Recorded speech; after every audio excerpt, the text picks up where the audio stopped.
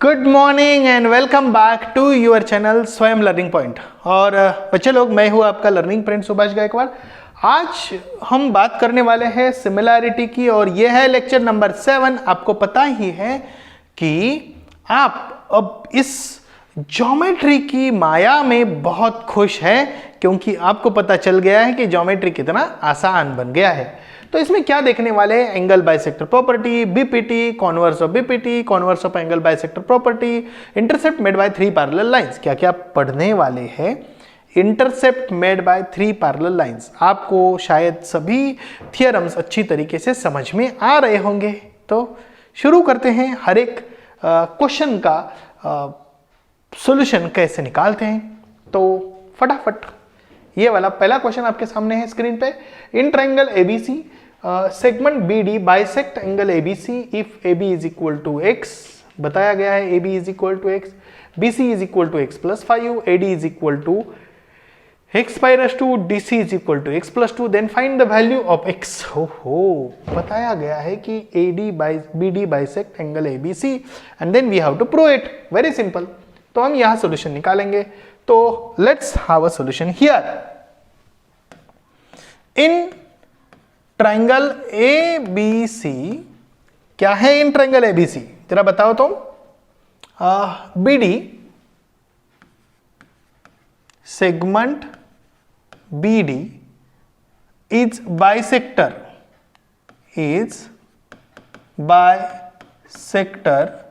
Of angle ABC. यदि bisector है तो हमारा काम क्या है? एंगल बाइसेक्टर प्रॉपर्टी इस्तेमाल करना। तो हम कैसे इस्तेमाल करेंगे? A B upon B C ऐसा लेवे तो क्या करेगी? A B upon B C लेवे तो क्या करेगी? A D upon D C, A D upon D C. What this called as by angle bisector theorem, ABT। मुझे शॉर्ट फॉर्म इस्तेमाल करने की आदत है और आपको भी होनी चाहिए थोड़ी बहुत, लेकिन पेपर में ऐसा नहीं करना है। x upon x plus 5 is equal to x minus 2 divided by x plus 2 समझने के लिए बहुत आसान जाता है। अब क्या करना है? कैलकुलेशंस करना है। हो गुड, दैट्स ग्रेट।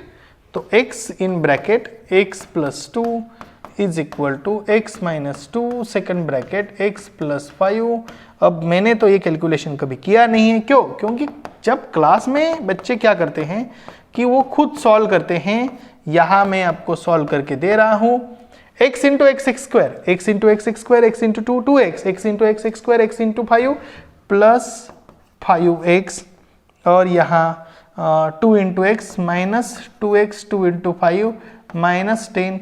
कैलकुलेशन होगा तो कैलकुलेशन होगा ही। एक्स स्क्वायर कैंसिल होगा। 2x is equal to 3x minus 10 होगा। अब मुझे पता है कि ये क्या होगा, x कैंसिल हो जाएगा। 2x minus 3x is equal to minus 10। तो minus x is equal to minus 10। तो what is the value of x? तो x is equal to 10। This is what the answer is. आसानी है ना? Simple है, बहुत बिल्कुल सिंपल है। मैंने ज्यादा टाइम नहीं लिया है। x divided by x plus 5 is equal to x minus 2 divided by x plus 2, cross multiplication किया। यहां आपको पता है पुटिंग वैल्यूज लिखना है। क्या लिखना है? Putting values. क्या वैल्यूज हैं? जो दिए गए हैं वो सब वैल्यूज हैं। When you put those values you will get something out of it. Next हम बात करते हैं। In the figure x is any point in the interior of triangle. Point x is joined to vertices of triangle segment PQ. It's parallel to segment D. Segment QR is parallel to segment EF. Fill in the blanks to prove that the segment PR is parallel to O. मैंने कुछ blank वगैरह कुछ नहीं किया है, बस हमें ये क्या प्रूव करना है ये मैं आपको बता रहा हूं। क्या प्रूव करना है? कि PR ये DF को पैरेलल है। PR it's parallel to DF, बस ये प्रूव करना है। लेकिन जो जो दिया हुआ है उसको हम प्यार से इस्तेमाल करते हैं। तो इन ट्रायंगल XDE XDE की बात करें, जब मैं XDE की बात कर रहा हूं जब मैं एक्स डी ई की बात कर रहा हूं, अब मैंने ये एक्स डी ई की बात की है, तो उस केस में पी क्यू किसको पैरेलल है? तो पी क्यू जो है ये इधर डी ई को पैरेलल है। और ऐसा यदि है तो मैं यहां प्यार से लिख सकता हूं, क्या लिख सकता हूं कि एक्स पी, ध्यान दीजिए, X P divided by P D is equal to X Q divided by Q E. Reason is so simple, by BPT, basic proportionality theorem. क्या आपको समझ आ रहा है? X P upon P D, ऐसा ही लिखते हैं ना, और X Q upon Q E. क्यों? क्योंकि देखो ये ट्रायंगल को मैं थोड़ा ऐसा भी लिखूं समझने के लिए, ये मैं एक्स लिखूं, यहां मैं पी लिखूं, यहां मैं डी लिखूं, यहां मैं क्यू लिखूं, यहां मैं ई लिखूं, ये दोनों पी क्यू और डी एक दूसरे को पैरेलल है, तो x P upon P D, x Q upon Q ई। क्या मैंने गलत लिखा? नहीं, बिल्कुल सही लिखा। आपको भी समझ में आ गया? ओके गुड, अभी मैंने ये रब कर दिया है। चलो नेक्स्ट, और क्या करते हैं? कौन सा ट्रायंगल लेते हैं? ये ट्रायंगल देखिए, अब इसकी बात करते हैं। Triangle X E F, x E F की बात करते हैं। क्यों? क्योंकि बताया गया है कि Q R is parallel to E F. तो in triangle X E F क्या बताया गया है? Segment Q R is parallel to segment E F. It is given beta, yeah, it is given. If it is given, ये बच्चे लोगों को थोड़ा डिफिकल्ट लगता है, समझ लीजिए। QR is parallel to EF, QR is parallel to EF। तो हमें क्या करना है? XQ, क्या बोला है? XQ, देखिए XQ अपॉन क्या है? QE is equal to XR, देखिए XR upon RF, this is what second one. और यहां हम लिखेंगे बेसिक प्रोपोर्शनैलिटी थ्योरम अगेन। अब मुझे बताओ कि XQ upon QE, XQ upon QE, इसको जरा ध्यान से देखते हैं, दोनों इक्वल है, तो ये दोनों क्या रहेंगे? इक्वल रहेंगे। कौन से ट्रायंगल में? ट्रायंगल एक्स डी एफ में, या एक्स एफ डी, आपको जो मर्जी अच्छा लगे। In triangle X D F, from 1 and 2, what you write here? XP upon PD क्या है?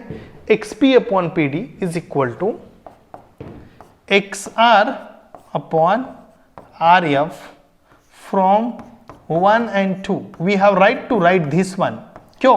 क्योंकि ये दोनों रेशो और ये दोनों रेशो इक्वल है, इसमें एक कॉमन है रेशो, तो इसका मतलब है कि ये तीनों इक्वल है, तो तीनों में से हमने दो ले लिए, XP upon XP।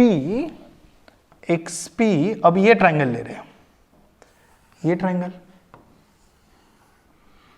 XP upon PD, XR upon RF, and that's why PR is parallel to DF, and therefore by converse of BPT, what that segment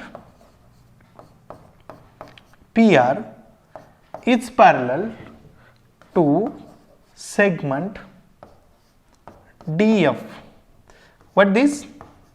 By converse of basic proportionality theorem.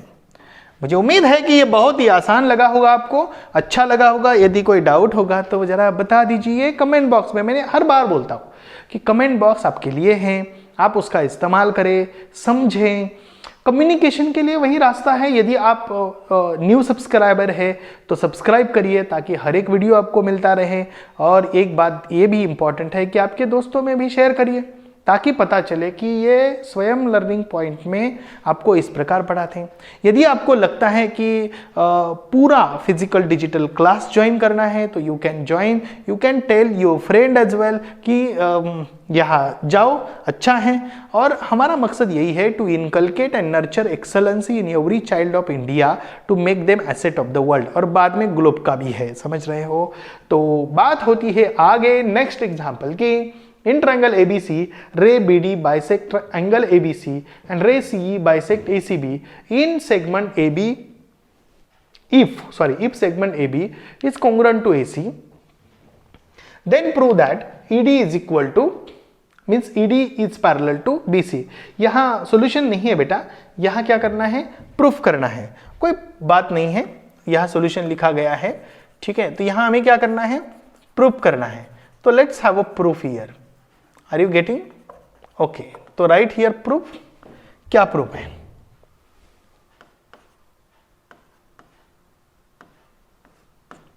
तो लिखते हैं proof. कैसे लिखेंगे? देखो, सबसे पहले इन triangle ABC रे BD bisect ABC. BD किसको बाइसेक्ट करना है? एबीसी को। और सीडी किसको सीई किसको बाइसेक्ट करना है? एसीबी को। सेगमेंट एबी, ये पूरा एबी और ये पूरा एसी कॉन्ग्रुएंट है। ओ गुड। तो पहले लिख देते हैं कि इन triangle ABC, in triangle ABC, if suppose you से AB is segment AB is congruent with segment AC, इसको एक नंबर देते हैं और इसको गिवन में लिखते हैं। यहां तक क्लियर हो गया। अब थोड़ा आगे जाते हैं कि BD is a bisector, ray BD is bisector of angle ABC. ABC का क्या है? वो बाइसेक्टर है। अब बाइसेक्टर को कंसिडर करते हुए आपको समझ आ जाएगा कि AB upon BC is equal to AD upon DC।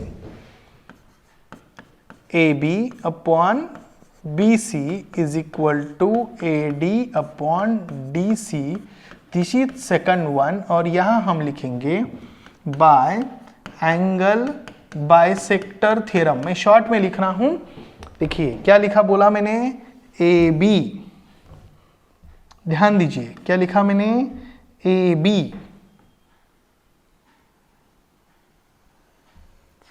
और upon BC is equal to what that, AD upon DC। बराबर है, बराबर है। सेम यहां क्या लिखेंगे, रे CE is bisector of angle ACB। एक ही ट्रायंगल में है तो ट्रायंगल बदलने की जरूरत नहीं है। अब हम यहां लिखेंगे AC upon BC is equal to AE upon EB। मैं सही लिख रहा हूं, देख लीजिए, AC upon BC, AE upon EB। यहां भी हम वही लिखेंगे बाय एंगल बाइसेक्टर थ्योरम। अब ये दोनों से AB upon BC is equal to AD upon DC, AC upon BC is equal to AE upon AB। अब AB और AC दोनों क्या है, कॉन्ग्रुएंट है। AC और AB दोनों क्या है, कॉन्ग्रुएंट है। BC तो ऑलरेडी कॉन्ग्रुएंट है। तो हम क्या करेंगे, फ्रॉम 1 2 3 यहां एक चीज लिखेंगे, 1 2 3 से AB upon BC is equal to AD upon DC is equal to AE upon EB। मैं डायरेक्ट भी लिख सकता हूं, कोई प्रॉब्लम नहीं है। फ्रॉम 1 2 एंड 3, ऐसा एक समझने के लिए, ठीक है। और देयरफॉर इन, अब ट्रायंगल तो वही है तो ज्यादा कोई लिखने की जरूरत नहीं। देयरफॉर डायरेक्टली लिख सकते हैं कि therefore AD upon DC is equal to AE upon E B. क्या लिखेंगे? AE upon EB, AE upon EB, AD upon DC। Okay, therefore मतलब अभी इसे ही लिख रहे हैं तो फिर क्या लिखेंगे? देयरफॉर ही लिखेंगे ना, ठीक है। AD upon DC is equal to AE upon EB and what you can say that therefore segment ED क्या है? segment ED is